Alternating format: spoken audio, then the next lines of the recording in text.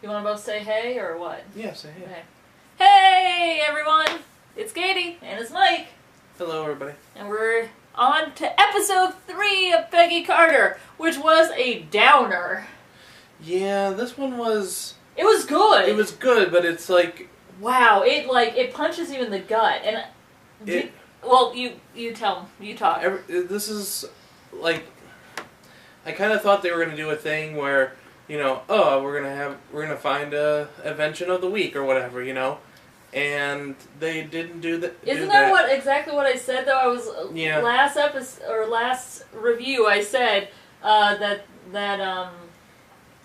the actress who plays Peggy, Haley Atwell, did an interview where she was like, "You think it's going to be an invention of the week sort of thing, but you have no idea where it's going." Yeah, and it didn't go there, and because of what you said, I'm not surprised. But I mean, like, I'm not surprised now. Yeah. But you know, it's kind of interesting that the way they've went. And this episode, they sort of start pulling at the strings and the things, holding things together, and start.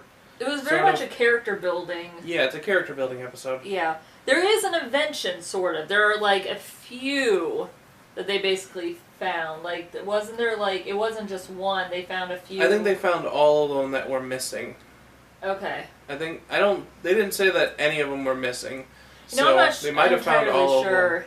of them. So they basically, Peggy decides she's going to look at the vault, the underground vault where Stark had his stuff stolen, and Jarvis is kind of seems a little nervous about that, which again kind of plays into the idea that they're hiding something bigger and from her. But they end up getting paused in that because her fellow SSR agents arrest Jarvis because they finally found the bumper and the license plate from the car. The Roxxon explosion. Yeah, from the explosion from the first episode. I think first episode? Yeah, first episode. First episode. Which is, by the way, you could have called it because it was so odd. They made sure to show you. The bumper came off. Yeah. And then they showed you the bumper and the rubble. Yeah. So there's this big part where you're actually wondering what's going to happen to Jarvis for a while. And they do reveal the fact that he was deemed a traitor and had a dishonorable discharge, even though most of the details of it were hidden probably by Stark for some reason. We don't know entirely why at the time. You find out later, which I thought was interesting, that his wife is actually Jewish and was in France, I think, because I think she had a French accent, but was in... Did he say Budapest?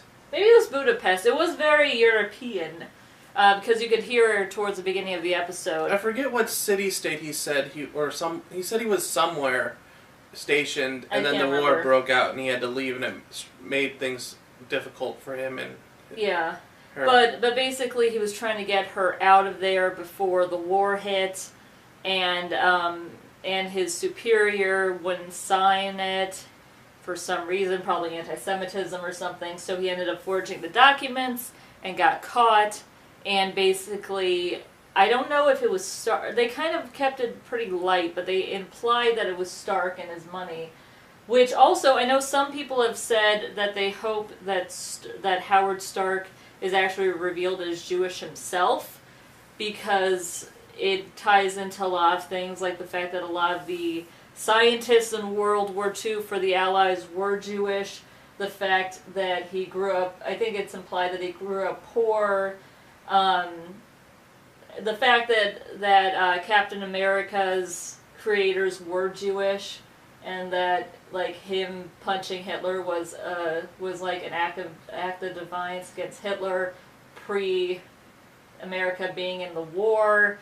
There's a lot of things that would make Howard Stark in the MCU Jewish work really well. And so I think that there's a possibility of that still being revealed because he helped Jarvis and his Jewish love be able to make it. So I'm hoping that actually gets revealed, because that would be really cool, and I know that some people called it. Besides that, really the hardest part of this episode for me was how Peggy gets Jarvis out of the situation. Basically, she feigns incompetence to reveal to him that they actually have evidence that would help him get out, so he doesn't feel like, basically hinting at him that he could play this as, you don't have anything to hold me, so I'm leaving. Mm-hmm. And she does, again, she feigns incompetence by revealing this in front of him, and in front of her fellow agents, and in front of her boss. And there's a scene where she gets just ripped apart in her boss's office, and everybody is either in the office or outside of it and can hear him talk about how he can't believe she's even still on staff, how all of the other agents... I got saddled with you. I can't believe I have to deal with you. Agent Whitebread, whatever his name is, I don't even know. This was his case and you lost it. Yeah, Agent Thompson, you should apologize. What do you have to say to him? And they act like she was a belligerent child, and they make her apologize to him, and then he doesn't accept her apology, and she has to walk out there knowing full well that she did something to help someone else and not being able to tell them. And then even later on, when they find these weapons, she wants to call in so she can get some credit, and Jarvis goes through her like you know what they're gonna say, you know what they're gonna do. They're gonna immediately think you're working with Stark. Yeah, which isn't wrong, but like they're gonna immediately like call you out on this. And she said no, they're going, like, there's a part of her that's like, I want to get credit for this, they're going to respect me, and he just goes, you know they won't. And you can hear it in his voice, like, he feels for her too, because he saw what she did, and he heard her getting yelled at too. He knows full well. Was he still there when she was getting yelled at? Yeah, as she walks out, she sees Jarvis walking away, and they have a moment of a look. But there was this really good moment with Jarvis where he basically, like, it's the performance by James D'Arcy. I don't know how the apostrophe is pronounced in his name, but where his performance in that line was really good. Because, again, Peggy doesn't have that many allies, like, many allies just in general. I think I still really like Sousa? I can't pronounce any of the names on this show, even though the really easy ones. You know, he's a good guy, but you can't trust him.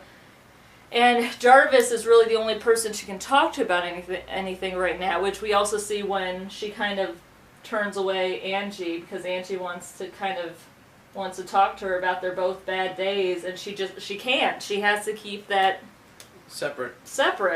And again, it's very well done. You can really feel for Peggy, and it has been a pretty long time, but I've been in a situation before where a superior has called me out on something that I didn't necessarily do, but where I didn't point the finger at the person that was responsible, because I just didn't want to be the person to point the blame, even though, to be quite honest, I should have. But basically, yeah, I've been in that position before where you get called out, and on top of it being, again, in this office that doesn't respect her anyway, it's, like I said, it's really well done, but it hits you hard. Like, that affected me more than anything else in the whole episode, and it happens in the middle, so it affects you like throughout the entire episode. I also there's a really good article on CBR, the Comic Book Resources. Let me pull it up. And it was an article I would highly recommend it called "Erasing Women: The Importance of Agent Carter, the Comic Culture." But it goes through the history of actually both women characters and women creators in comics being erased post World War II, and it will get you pissed off. Like the mixture of watching this episode and reading that article and like doing research on women in comics and how their importance, both again in the story and actually in the companies, got erased to the point where now we're like, oh yeah, women don't read comics, or women are just starting to read comics. Women are just starting to get into the comic industry. Well, no, we've been there. No one talks about us, and then people started to give up on it. But yeah, no, clearly that's our fault. Sorry. Anyway, tough subject. Yeah, no, it was a good, it was a tough episode. It was a hard episode to watch knowing there would only be one episode because it hits you really hard, but it was a good one. Yeah, it was good. Really light action on this one. I don't think there was a fight scene to the very end. Well, yeah, I was going to say except for that one fight scene.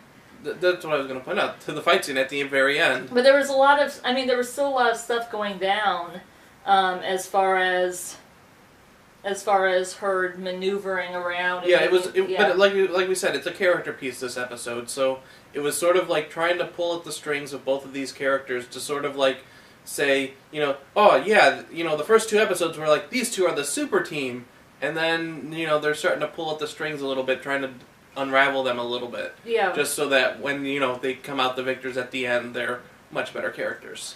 Yeah, and besides that, I think the other big thing, actually kind of shocking, it wasn't shocking at the time, at the moment that it was happening, because they set it up, and I was like, oh, I think I know where this is going. Like, I'm 99% sure I know what's going to happen next.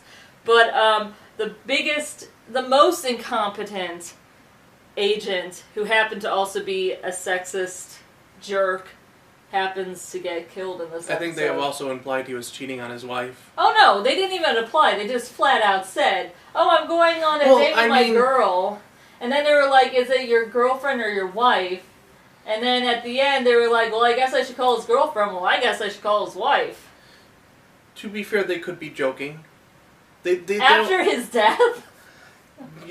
Dark humor. Okay. But to be fair, they could be joking, but probably not.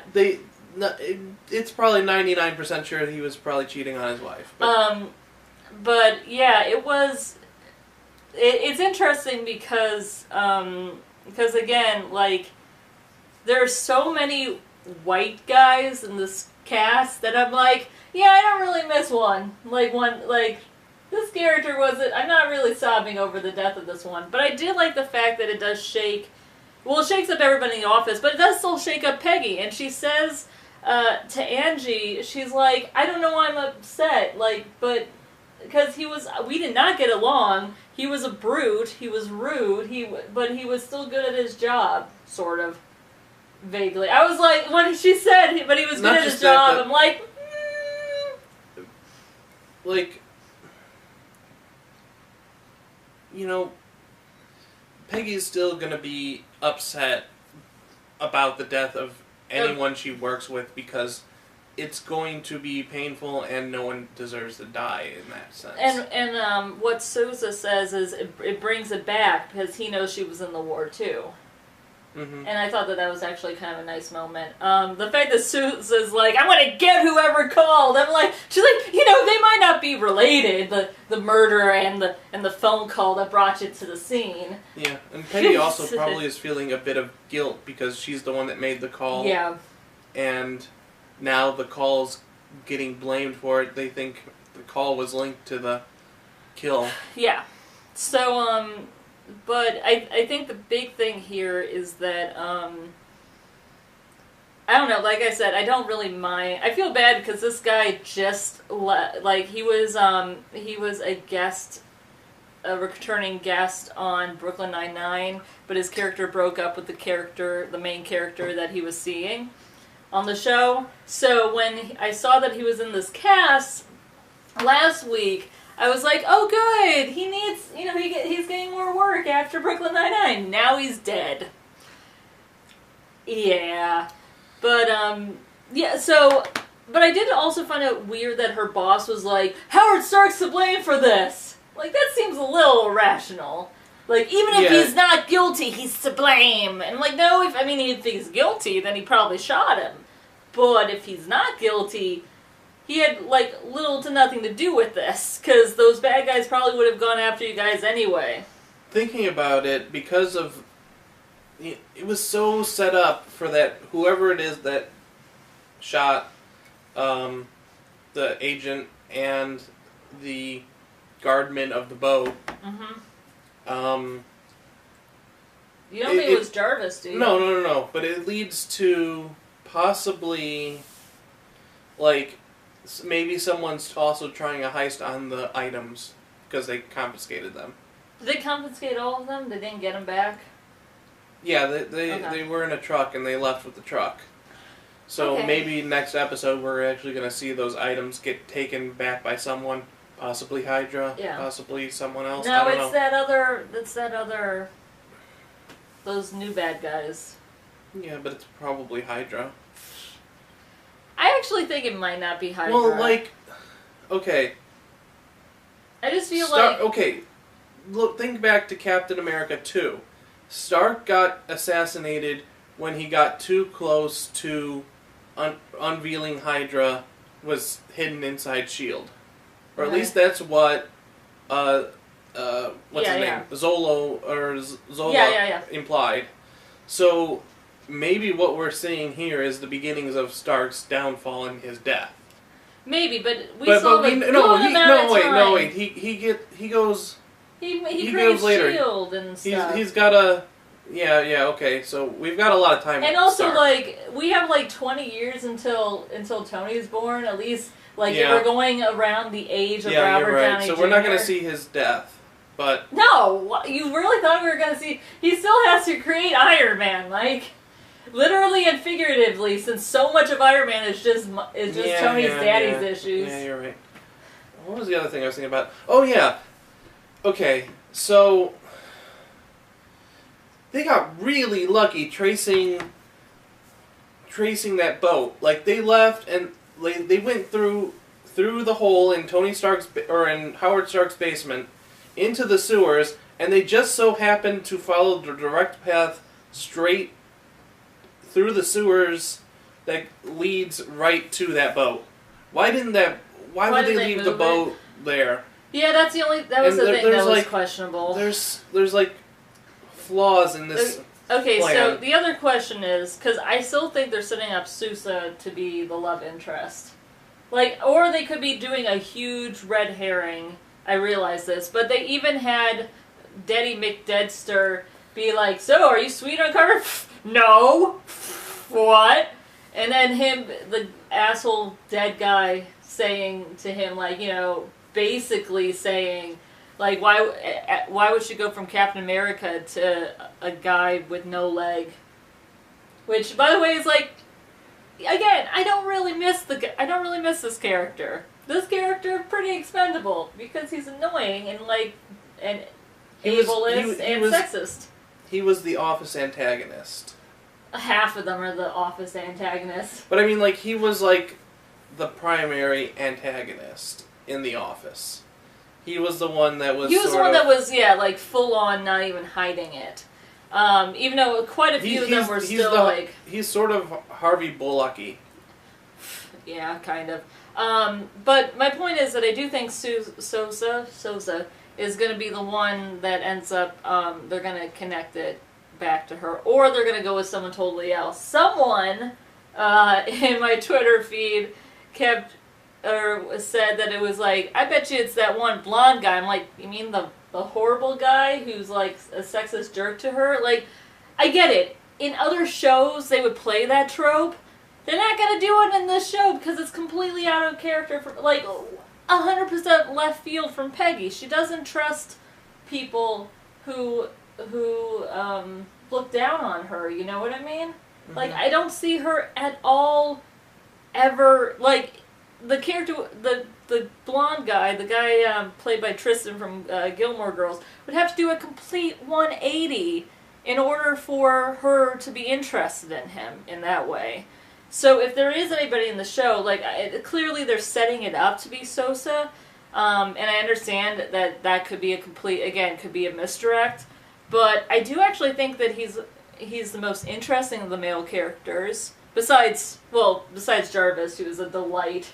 Yeah, Jarvis is the best His male fake character. American accent was hilarious. Yes. That was good. But yeah, it'll be interesting to see how that goes from there. Besides that, yeah, I liked it. It was, I think, the really good thing about this show is that it really shows the different kinds of sexism that Peggy faced. Because it's one thing for, like, someone to go, "Hey, Toots, get me a drink because you're the secretary instead of an agent of my similar caliber. Get me the coffee. Get me the coffee and start typing up those notes, even though that's not your job." They don't just do that. They also do when she messes up, somehow it's 100% worse than anything else. But when she does something good, it's overlooked. She has to work 10 times harder to get even a modicum of respect. And that's not something that's really changed. It's different, it might be more subtle, but that stuff still happens. And I'm glad that they're pointing this out. They're doing a really good job. I mean, in some ways, Mad Men did the same thing. I will say, I think Mad Men does a really good job of showing, like, hey, these people are horrible, and maybe we shouldn't see this as an iconic, perfect utopia of a time period. But they also have most of the characters be men, or have most of the point of views be men, have a lot of the focus be on male characters. This is still mostly about Peggy. And I think that that's a really important thing to remember. They're doing a lot of the things Mad Men does as far as showing the flaws of the period, but they're actually showing it through a female protagonist, compared to Mad Men, who does it through female side characters that are hit or miss. Or John Hamm. Which again, like, not a good person. Not John Hamm, his character. I'm not gonna make judgment calls on an actor. Although Don Draper had an excellent cameo on Parks and Rec again. He did. By the way, Parks and Rec was like a perfect addition to The Night with Peggy, because we went directly from Leslie Knope to Peggy Carter, which I feel like is kind of a really good, like, 3 hours of television, because it was a 2-hour premiere at Parks and Rec. Or no, it was only 1 hour. I forgot. I was thinking 2 episodes. Okay, so 2 hours. 2 hours of, like, awesome female characters not letting the system get them down and working around problems and being positive and kicking butt. That's all I got. We will be not doing a review next week because apparently the stupid president's giving a speech. Thanks, Obama. He is giving us faster internet, apparently. Yeah, let's see that happen. Don't get me wrong, I want it. I'd also like for our healthcare to be faster and to be faster processed and cheaper. And for the whole community college thing to work out. So if you're watching this in the future, and also, let's see what happens. Possibly when foreigners come over, they don't get a bill for 3 years of work. Yep. That would be nice. Anyway, for people that would come here. We're getting off topic, Mike. Yes, we are getting very off topic. So we'll be back in 2 weeks with the next episode of Peggy Carter. Yay! In between this, there's probably a driving home in the movie. Hopefully. So go watch that. Well, if you're only watching the Peggy Carter episode, see you in 2 weeks. Bye! Although to you, it could be possibly instant if you're watching this 5 weeks from now. I'm trying to close off the video. Just wait and say bye. Bye. Bye! You want to both say hey, or what? Yeah, say hey. Okay. Hey, everyone! It's Katie, and it's Mike. Hello, everybody. And we're on to episode 3 of Peggy Carter, which was a downer. Yeah, this one was... It was good. It was good, but it's like... Wow, it punches you in the gut. And you tell them. You talk. This is, like... I kind of thought they were going to do a thing where, we're going to find a invention of the week or whatever, And they didn't do that. Isn't that exactly what I said, though? I was... Yeah. Last review, I said that that the actress who plays Peggy, Haley Atwell, did an interview where she was like, "You think it's going to be an invention of the week sort of thing, but you have no idea where it's going." Yeah, and it did. And Jarvis is kind of seems a little nervous about that, which again kind of plays into the idea that they're hiding something bigger and from her. But they end up getting paused in that because her fellow SSR agents arrest Jarvis because they finally found the bumper and the license plate from the car. The Roxxon explosion. Yeah, from the explosion from the first episode. I think first episode? Yeah, first episode. First episode. Which is, by the way, you could have called it because it was so odd. They made sure to show you. The bumper came off. Yeah. And then they showed you the bumper and the rubble. Yeah. So there's this big part where you're actually wondering what's going to happen to Jarvis for a while. And they do reveal the fact that he was deemed a traitor and had a dishonorable discharge, even though most of the details of it were hidden probably by Stark for some reason. We don't know entirely why at the time. You find out later, which I thought was interesting, that that his wife is actually Jewish and was in France, I think, because I think she had a French accent, but was in... Did he say Budapest? Maybe it was Budapest. It was very European, because you could hear her towards the beginning of the episode. I forget what city-state he said he said he was somewhere stationed, and then the war broke out, and he had to leave, and it made things difficult for him and her. But basically, he was trying to get her out of there before the war hit, and his superior wouldn't sign it. Go there, and because of what you said, I'm not surprised.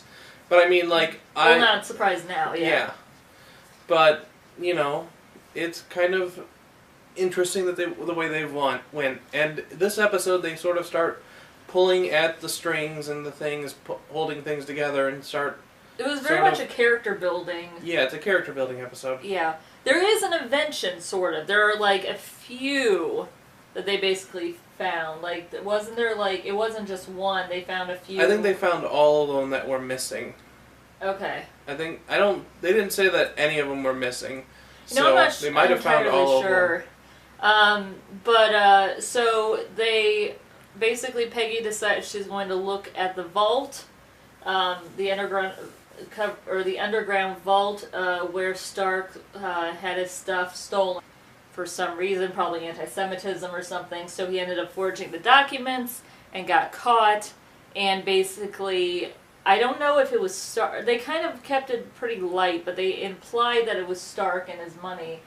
Which also, I know some people have said that they hope that Howard Stark is actually revealed as Jewish himself, because it ties into a lot of things, like the fact that a lot of the scientists in World War II for the Allies were Jewish, the fact that he grew up, I think it's implied that he grew up poor, the fact that Captain America's creators were Jewish, and that him punching Hitler was an act of defiance against Hitler, pre-America being in the war.